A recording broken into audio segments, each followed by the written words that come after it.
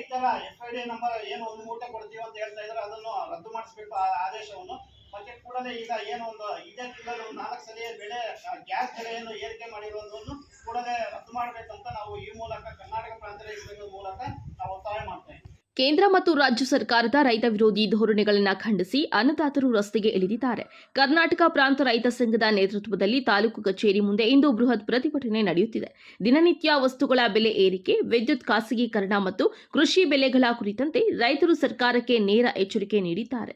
ಇದು ಯಾವೊಬ್ಬ ರೈತನ ಸಂಕಷ್ಟವಲ್ಲ. ಸಮಸ್ತ ರೈತ ಕುಲದ ಕೂಗು. ಪೆಟ್ರೋಲ್, ಡೀಸೆಲ್ ಮತ್ತು ಅಡುಗೆ ಅನಿಲದ ಬೆಲೆ ಏರಿಕೆಯ ಬರೆ ಜನಸಾಮಾನ್ಯರ ಜೇಬಿಗೆ ಕತ್ತರಿ ಹಾಕುತ್ತಿದೆ. ಇದರ ಬೆನ್ನಲ್ಲೇ ರೈತರ ಮೇಲೆ ಮತ್ತೊಂದು ಹೊರೆ ಹೇರಲು ಸರ್ಕಾರ ಮುಂದಾಗಿದೆ ಎಂಬ ಆಕ್ರೋಶ ಪ್ರತಿಭಟನಾಕಾರರದ್ದು.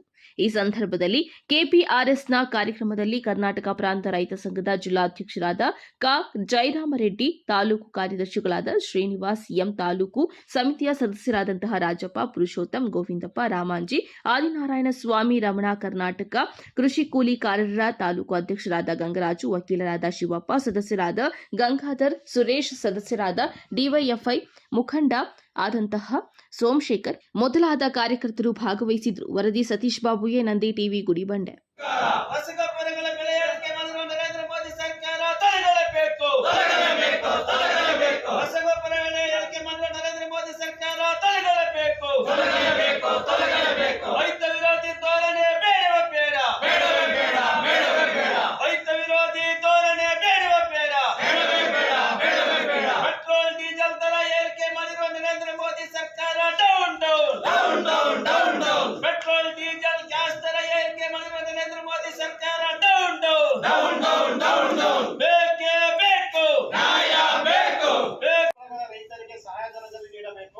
ರೈತರ FID ನಂಬರ್ ಏನು ಒಂದು ಮೂಟೆ ಕೊಡ್ತೀವಿ ಅಂತ ಹೇಳ್ತಾ ಇದ್ದಾರೆ, ಅದನ್ನು ರದ್ದು ಮಾಡಿಸಬೇಕು ಆದೇಶವನ್ನು.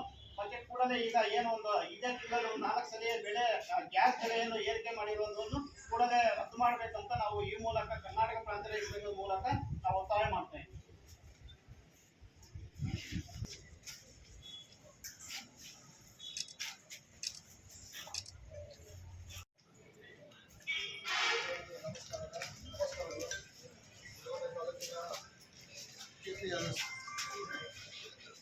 ಎಲ್ಲ ಅಧ್ಯಕ್ಷರು, ಉಪಾಧ್ಯಕ್ಷರು ಮತ್ತು ಎಲ್ಲ ಈಗ ಕಳೆದ 7 ತಿಂಗಳಿಂದ ನಮಗೆಲ್ಲರಿಗೂ ಗೊತ್ತಿದೆ, ಯುದ್ಧ ನಡೀತಾ ಇದೆ. ಅದು ಭೀಕರ ಯುದ್ಧದಲ್ಲಿ ಹಂತವಾಗಿ ನಡೀತಾ ಇದೆ. ಅದರ ಆದೇಶ ಇಡೀ ಪ್ರಪಂಚವನ್ನು ಒಳಗೊಂಡಿರುತ್ತೆ. ಈ ಒಳಗೊಂಡಿರ್ತಕ್ಕಂತಹ ಏನು ಪೆಟ್ರೋಲ್, ಡೀಸೆಲ್ ಮತ್ತು ಅನಿಲ ಪೆಟ್ರೋಲಿಯಂ ಪ್ರಾಡಕ್ಟ್ ಏನಿದೆ ಹಂತವಾಗಿ ಬೆಳಿಲೇಬೇಕು. ಅದು ಹೋಗುತ್ತೆ ರೈಸರಿಗೆ. ಯಾಕಂದರೆ ಯಾವಾಗ ಅಲ್ಲಿ ಇಕ್ಕಟ್ಟಾಗಿದೆ, ಬರ್ಲಿಕ್ಕೆ ಆಗ್ತಾ ಇಲ್ಲ. ರಷ್ಯಾದಿಂದ ನಾವು ಆಮದು ಮಾಡಿಕೊಡ್ತಾ ಇದ್ದೀವಿ.